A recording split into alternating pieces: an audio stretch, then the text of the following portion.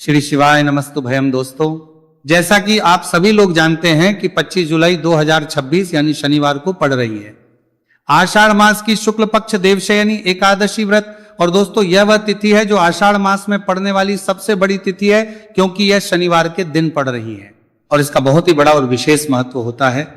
पूज्य गुरु जी ने कहा है कि अगर कभी भी मौका लग जाए और आषाढ़ महीने की एकादशी तिथि शनिवार को पड़ जाए तो आप लोगों को 11 चावल के दाने का उपाय तो अवश्य ही करना चाहिए। इन दोनों का संयोग बहुत ही कम आता है। इसी के साथ में गुरु जी ने अपने शिव पुराण कथा में बताया है कि इस दिन आपको 11 चावल दाने का उपाय तो आपको अवश्य ही करना चाहिए, क्योंकि ऐसा दिन पूरे साल में सिर्फ एक ही बार आता है। और दोस्तों, आप सभी लोग जानते हो कि शनिवार एकादशी तिथि का अगर सबसे बड़ा कोई उपाय है तो वो 11 चावल के दाने वाला उपाय है। तो दोस्तों, इस शनिवार एकादशी तिथि के दिन आप लोगों को इस 11 चावल दाने वाले उपाय को जरूर करना है। बहुत सारे लोग होंगे जिन लोगों ने इस उपाय को ना किया हो, मतलब पूरा साल निकल गया, उन्होंने किसी भी दिन इस 11 चावल के दाने वाले उपाय को ना किया हो।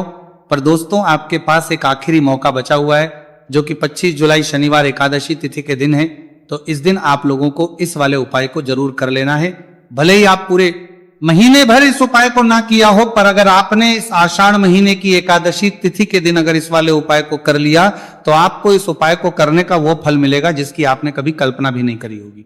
इसीलिए आप लोग इस वाले उपाय को एक बार जरूर कर लेना है, ताकि आप लोगों के हाथ से ये मौका ना जा सके और आपको इस उपाय को करने का फल मिल सके। दोस्तों, ये उपाय पंडित जी ने अपनी अभी की ही श्री शिव महापुराण की कथा में बताया है जी। इस उपाय को आज हम आपको बहुत अच्छे से समझाने वाले हैं। इस वीडियो को देखने बाद इस उपाय को समझने के लिए आपको कोई और वीडियो को देखने की जरूरत नहीं पड़ेगी। तो चलिए दोस्तों, उपाय को शुरू करते हैं। देखिए, ये इस आषाढ़ महीने के शनिवार एकादशी तिथि के दिन ये इतना खास होता है, इतना महत्वपूर्ण होता है, देखा गया है। कभी कभी बड़े बड़े पूजा पाठ अनुष्ठान से जो मनोकामना पूर्ण नहीं होते, वह आषाढ़ महीने के शनिवार एकादशी तिथि के दिन एक छोटे से उपाय करने से ही आपकी मनोकामना पूर्ण हो जाती है। और बहुत सारे लोग इस उपाय को किया भी है और उनको इस उपाय को करने का फल भी जरूर मिला है। अगर आप लोग भी इस उपाय को करना चाहते हैं तो आप इस उपाय को पहले अच्छे से समझ लेना, सुन लेना, उसके बाद करना। आपको इस उपाय का फल जरूर मिलेगा और इस उपाय को कर लेने से आपके घर में चाहे किसी भी प्रकार की दुहक और समस्या क्यों ना चल रही हो, आपको उसका कारण भी नहीं पता है कि भाई ये समस्या किसका कारण से चल रही है, उसका भी कुछ कारण हो सकता है, जैसे पितृदोष हो सकता है या किसी भी तरह का मंगल दोष भी हो सकता है। तो इस दिन आप लोगों को ये वाला उपाय करनी है, लेना है। ये एक ऐसा उपाय है जिस उपाय को अगर किसी विशेष दिन पर किया जाए तो भाई उस विशेष दिन का जो है वो तो हमें मिलता ही मिलता है, पर हमने उस दिन पर इस उपाय को किया है तो हमें उससे भी बड़ा फल मिलता है और फल बहुत जल्दी मिलता है, क्योंकि आप इस उपाय को बहुत ही बड़े और विशेष पर कर रहे हो। तो चलिए अब उपाय के बारे में बात करते हैं, लेकिन उससे पहले आप लोगों को यह जानना आवश्यक है कि आखिर यह उपाय किस समय करना है, किसको करना है और कैसे करना है। तो चलिए हम आगे आपको वीडियो में एक एक करके बता देते हैं। लेकिन उससे पहले अगर आप लोग हमारे चैनल पर पहली बार आए हैं या फिर मेरी आवाज आज पहली बार सुन रहे हैं तो हमारे चैनल को सब्सक्राइब जरूर कर लेना और इस वीडियो को करके कमेंट बॉक्स में श्री शिवाय नमस्तु भयम ओम नमः शिवाय जरूर टाइप कर देना। तो दोस्तों, इस 11 चावल के दाने वाले उपाय को हमें इस शनिवार एकादशी तिथि के दिन कैसे करना है, किसको करना है, किस समय करना है और कहां पर करना है, ये सारे सवालों के जवाब आपको इस वीडियो में मिल जाएंगे। और जो ये वीडियो देखेगा भाई, उसको 11 चावल के दाने वाला उपाय जरूर करना चाहिए, क्योंकि इस दिन एक चावल के दाने का बहुत ही बड़ा और विशेष महत्व होता है। और जब बात आ जाए 11 चावल के दाने की तो ये सोने पर सुहागा वाली बात हो जाती है और ये एक बहुत ही बड़ा उपाय हो जाता है इस शनिवार एकादशी तिथि का। तो अब दोस्तों, इस 11 चावल के दाने वाले उपाय को आखिर करना किसको है, सबसे पहले हम लोग वो बात जान लेते हैं। तो देखो, घर की जो बड़ी माताएं बहनें होती हैं, उन माताओं बहनों में से कोई भी एक बड़ी माता बहन इस वाले उपाय कर सकती है। और दोस्तों, अगर आप चाहे तो अपने घर में से सभी सदस्यों को भी इस उपाय को करवा सकते हैं। अगर किसी व्यक्ति की खुद की कोई मनोकामना है, खुद की कोई दुख और परेशानी है जो कि वो अपने लिए ही करना चाहता है, इस वाले उपाय को तो वो खुद अपने लिए भी कर सकता है। बाकी अगर कोई घर में से ऐसा है जो कि अपने पूरे घर परिवार की सुख और शांति के लिए ये वाला उपाय करना चाहता है तो भाई वो भी कर सकता है, उसमें भी कोई दिक्कत वाली नहीं है। कहने का मतलब यह है कि इस उपाय को हर एक सदस्य भी कर सकता है और पूरे घर परिवार के सदस्य के लिए घर की बड़ी माताओं बहनों में से कोई एक माता बहन भी कर सकती है। माताएं बहनें अगर घर में उपस्थित ना हो या वो ये वाला उपाय ना कर पा रही हो तो फिर घर का कोई बड़ा सदस्य भी इस 11 चावल के दाने वाले उपाय को कर सकता है। चाहे फिर वो पुरुष ही क्यों ना हो, बड़ा सदस्य भी कर पा रही हो और बड़ा सदस्य भी कर पा रही हो, उसमें कोई भी दिक्कत वाली बात नहीं है। अब दोस्तों इस 3 बल के दाने वाले उपाय को हमें करना कहां पर है? हमें इसे शिव जी के मंदिर में जाकर करना है। बहुत सारे लोग प्रश्न करते हैं हर एक उपाय को करते समय, क्या हम इस उपाय को घर पर कर सकते हैं? तो इस वाले उपाय को आप घर पर नहीं कर सकते हो। इस वाले उपाय को करने के लिए आपको शिव जी के मंदिर ही जाना पड़ेगा। उसके बाद में दोस्तों जो अगला प्रश्न निकल कर आता है वह यह आता है, इस उपाय को लेकर के आखिर इस उपाय को हमें किस समय करना है? सुबह के समय करना है कि शाम के समय करना है? तो देखो इस वाले उपाय को आप लोग सुबह के समय भी कर सकते हो और शाम के समय प्रदोष काल में भी कर सकते हो। अब अगर आप पूछो कि भाई साहब सबसे उत्तम समय कौन सा रहेगा इस 31 चावल के दाने वाले उपाय को करने का, तो हम आपसे बस यही कहेंगे कि इस उपाय को आप सुबह के समय करेंगे तो ज्यादा बेहतर होगा।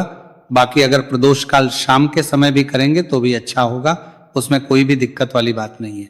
तो अब दोस्तों अगली सबसे बड़ी और महत्वपूर्ण बात आती है, वो कर रहे हैं ये आती है कि सुबह अगर हम उपाय को करेंगे तो हमें कितने बजे से लेकर कितने बजे तक के बीच में करना है, और शाम के समय प्रदोष काल में करेंगे तो हमें कितने बजे से लेकर कितने बजे के बीच में करना है। तो देखो सुबह जितनी जल्दी हो सके आप उपाय को करने की कोशिश करना।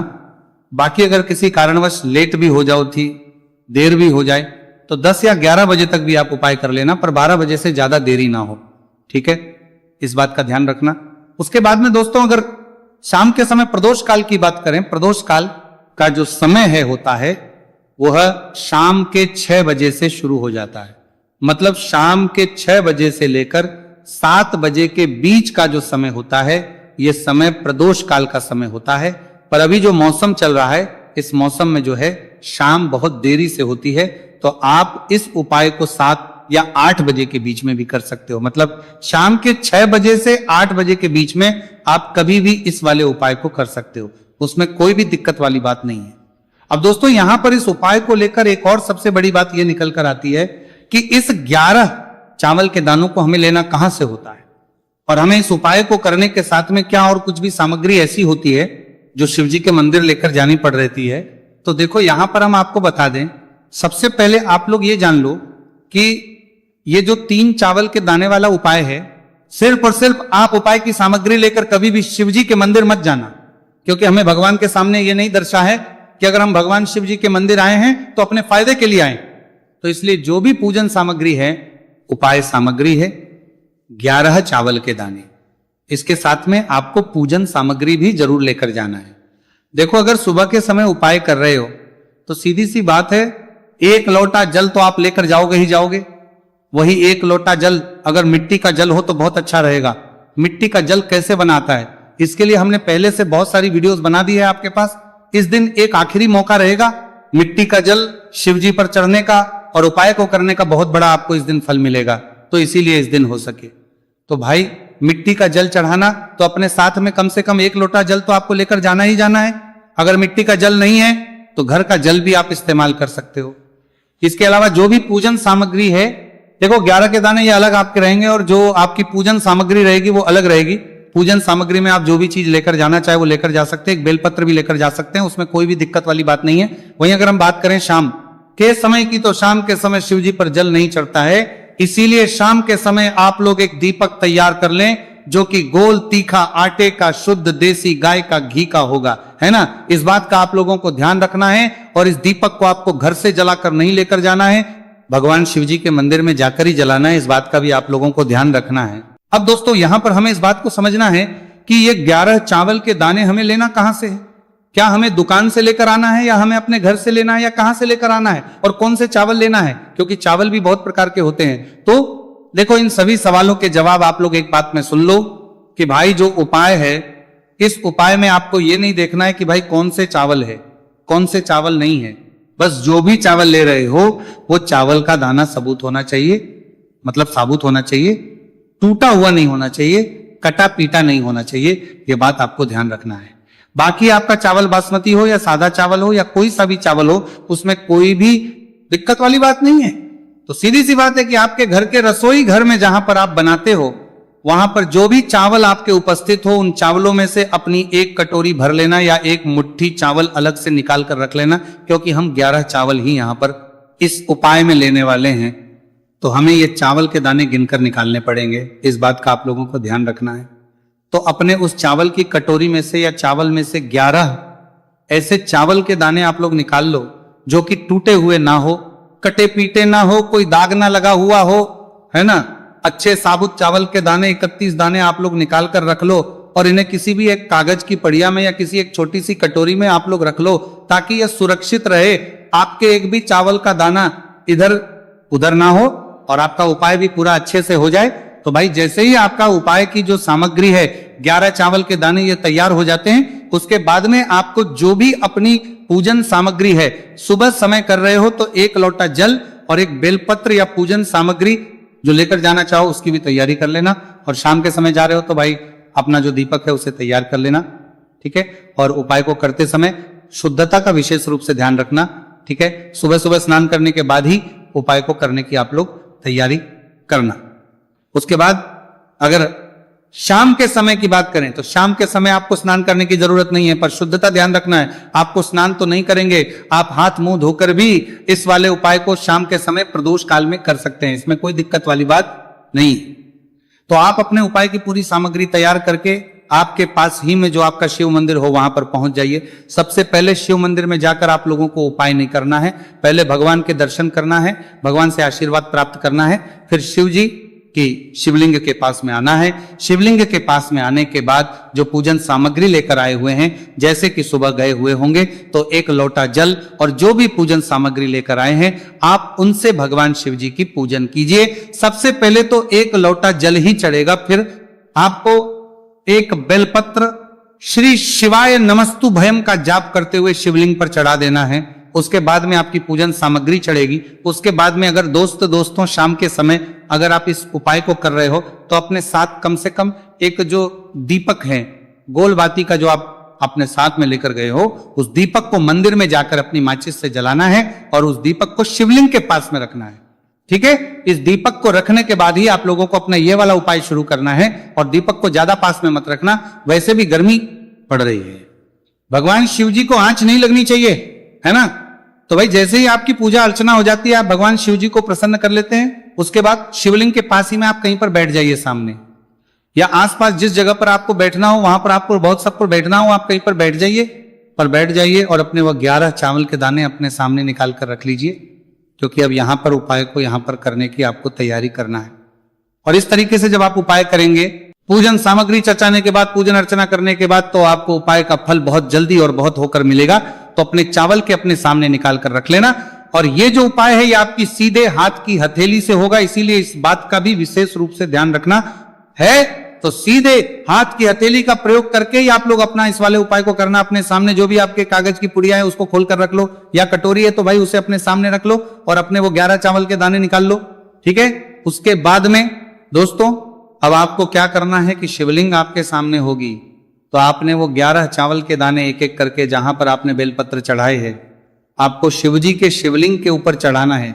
कहां पर चढ़ाना है? शिवलिंग के ऊपर चढ़ाना है, और कहीं पर भी नहीं चढ़ाना है आपको, अपने हथेली से तो शिवलिंग के ऊपर चढ़ाना है, भले ही फिर वो अपने आप जलाधारी पर गिर जाए, ये मतलब वहीं पर गिर जाए, उसमें कोई दिक्कत वाली बात नहीं है, पर आप चढ़ाओ शिवलिंग के ऊपर। तो आपको क्या करना है? अपना पहला चावल का दाना उठाना है, श्री शिवाय नमस्तु भयम बोलना है और शिवलिंग पर चढ़ देना है। इसी तरीके दूसरा चावल का दाना उठाएं, शिवलिंग पर चढ़ना है और मंत्र बोल देना है, और फिर तीसरा चावल का दाना उठाना है, श्री शिवाय नमस्तु भयम बोलना है और चढ़ देना है। इसी प्रकार से आपको पूरे 11 चावल के दाने एक एक करके शिवजी के शिवलिंग के ऊपर चढ़ाना है और भगवान से प्रार्थना करते जाना है। मतलब प्रार्थना तो आपको आखिरी में करना है, पर हर एक चावल के दाने को चढ़ाते समय श्री शिवाय नमस्तु भयम जरूर बोलना है। उसके ही में यह चावल का दाना शिवलिंग के ऊपर आपको चढ़ाना है। जैसे ही आपके 11 चावल के दाने शिवलिंग के ऊपर चढ़ते हैं तो भाई उसके बाद में आपको क्या करना है? भगवान से अपनी मनोकामना बोलना है। मनोकामना भी कब बोलना है? जब आपका 11 चावल का दाना आपके सीधे हाथ की हथेली में हो और आप उसे चढ़ाने के लिए जा रहे हो, श्री शिवाय नमस्तु भयम बोलकर उस आखिरी चावल के दाने को शिवलिंग के ऊपर चढ़ा देना। भगवान से फिर अपनी वो मनोकामना बोल देना, जिस मनोकामना के लिए आप लोग अपना ये वाला उपाय कर रहे हो, जिस भी दुख और परेशानी के लिए आप लोग अपना ये वाला उपाय कर रहे हो, उसके बाद में जैसे ही आप अपनी मनोकामना बोल देते हो, आपका ये वाला उपाय पूरा हो जाता है। पर दोस्तों, उपाय को करने के बाद आप लोगों को 2 मिनट भगवान शिव जी के मंत्र का जाप जरूर करना है, और मंत्र का जाप करने के बाद भगवान से एक और बार करना है अपनी मनोकामना के लिए, या अपनी जो भी दुख और परेशानी है उसके लिए। इसके बाद में आप लोग भगवान को देखकर, भगवान से प्रार्थना करके, उनसे आशीर्वाद लेकर वहां से उठ सकते हैं और अपने घर पर जा सकते हैं। बस दोस्तों, यहां पर यह वाला उपाय पूरा हो जाता है। इस तरीके से जो भी व्यक्ति छोटी छोटी छी का ध्यान रखते हुए इस 11 चावल के दाने वाले उपाय को करेगा, निश्चित सी बात है उसे उसकी मनोकामना पूरी होगी, और जो भी दुख और परेशानी है वह भी बहुत